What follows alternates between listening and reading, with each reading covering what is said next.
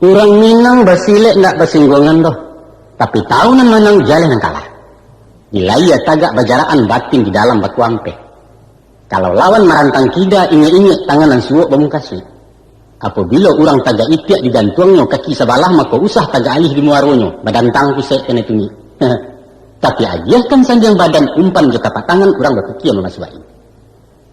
Dalam peraturan IPSI, lawan nan rabah jotong kalah. Tapi hati-hati ke silek Minang.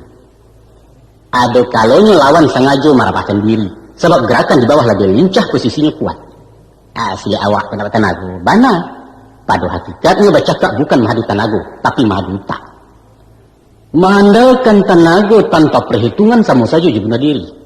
Orang bisa memanfaatkan kekuatan lawan kalau posisinya menguntuangkan. Kian darih tenaga tiba tambah gadang pensaron. Makanya, kekuatan silek Minang tak letak di langkah hantik. Kasuo mencari aka, kakida menjaga jarak ke belakang menyerang umpan ke mukul langkah memutih. Hikmahnya, sekali orang berniat jahit, sabar. 2 kali nasihati. 3 kali bersiap-siap, cukup ke hampir sosok. Saya sih hendak cari bertamu pantang hilangkan. Jadi kesimpulannya, dalam falsafah Minang, menyelesaikan sesuatu persoalan bukanlah dengan otot, tapi dengan otak.